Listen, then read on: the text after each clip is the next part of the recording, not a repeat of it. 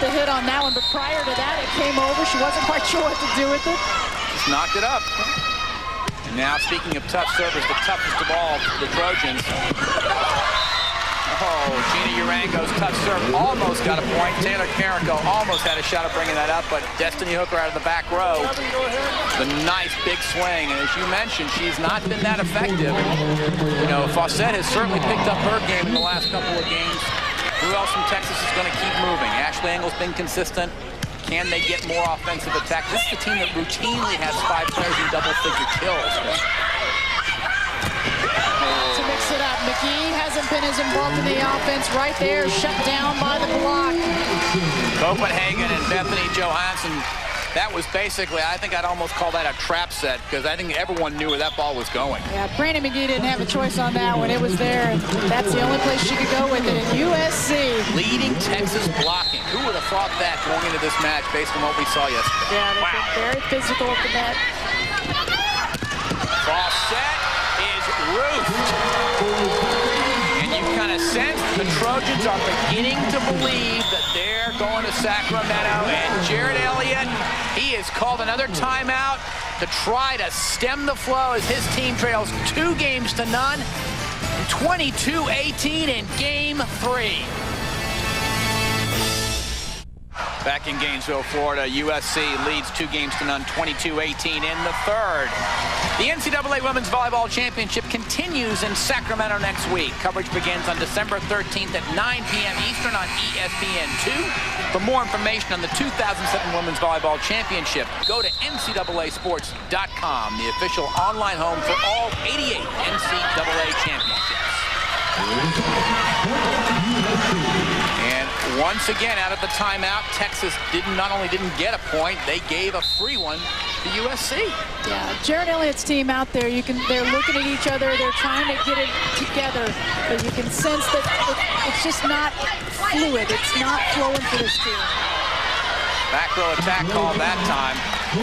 Not a bad idea, though, when it's going good. I think McKaylee said, hey, it's going pretty good, let's try something different. Well, Urango, who's been a great server, defensive player for this team, she had to shift over when they had some injuries early. They had to make her one of their main hitters. She had to step up from being their back row player and be that hitter. 5'10" in the Pac-10, that's a pretty tall order, I might say. Defensive work in the back row that time. Another dig in the back row, 2 in a row that time by Chelsea Wilson, defensive specialist.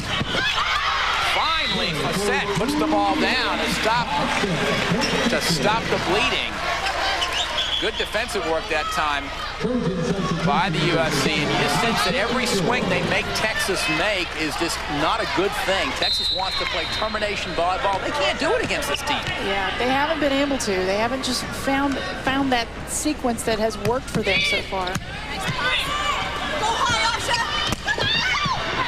Sure, that time kind of a miss hit, I think, on that swing. No miss hit there. Taylor Carrico going over on 2. Has timed those very well during this match, Krista. The 3-10 kill right here. I love it. The 3-10 kill. I tell you, it's been effective, and she was nodding her head there in the huddle saying, yep, that's what I'm doing right there. USC leads 24-20 and 2-0 over the number 4 Texas Longhorns. Children back serving now. And Fawcett that time from the right side, and she has been a very effective attacker here in Game 3.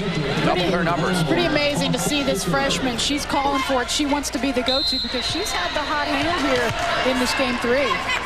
So the hitting percentage, a very well-played game here so far, Krista, in Game 3. It's kind of the way we saw Game 1 start.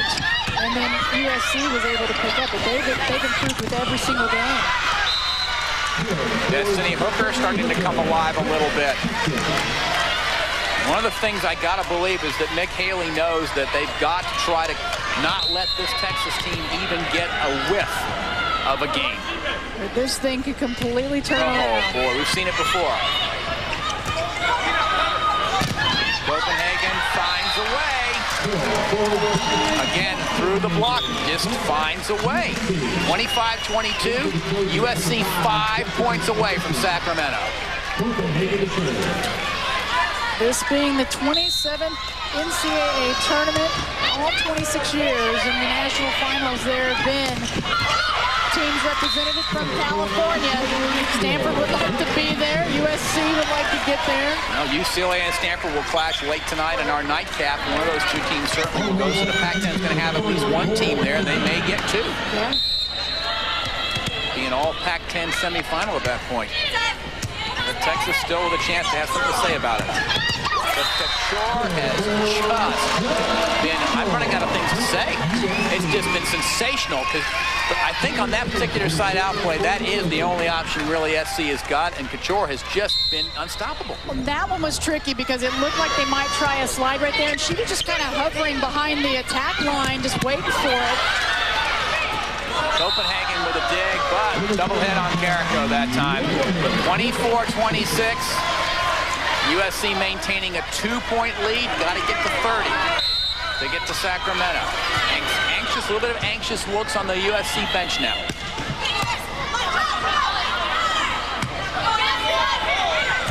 That's going to be a free ball back to the Longhorns. But dug up once again by the Trojans, and Geisen splits the block. Key attack moments from Jessica Geisen.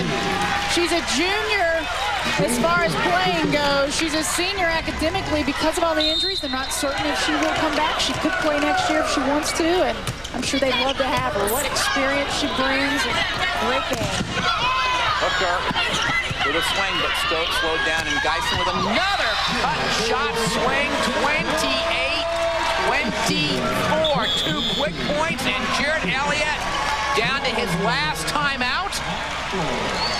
Oh my, who would have thought we'd be talking about a 3-0 run for USC? Completely different team, different energy. And Mick Haley looks pretty composed, but you can tell he is very happy with what his team has done. And when I say team, I mean team, because every single player has been involved out there. They've had a great balanced attack. They've got 3 players with double-figure kills so far in this one. And they've had great back row play as well, just dominated the digs. Jessica Geisen with her 14th and 15th kills, hitting .379. Asia Couture with 16 and Copenhagen with 13. Big day. Catch every set and spike of the NCAA Women's Volleyball Championship as ESPNU serves 3 regional final matches. After this one, we're taking you to University Park, Pennsylvania for Brigham Young taking on number 3 Penn State.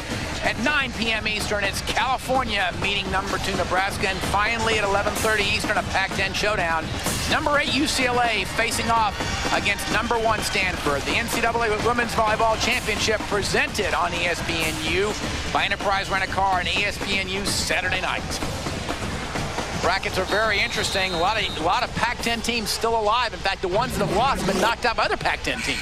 Well, 5 of the top 10 seeds this year were Pac-10 teams. They had 6 teams coming in. And you're seeing why today, as far as why they're getting those seeds. Of the championship teams, they won 5 of the last 6 championships a Pac-10 team has. So they have really just, top to bottom this year, just dominant. The Big 12 as well, though. Very strong conference this year.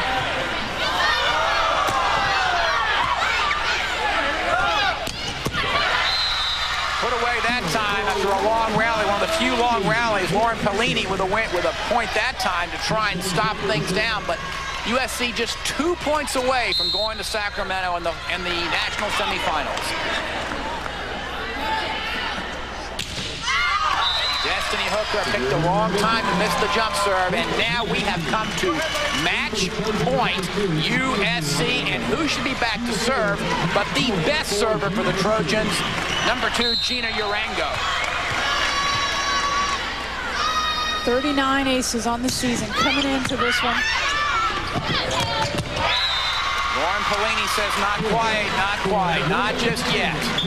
And this game's still within the reach of Texas if they can string a couple of points here on their serve and get back. But now every point is a match point for USC.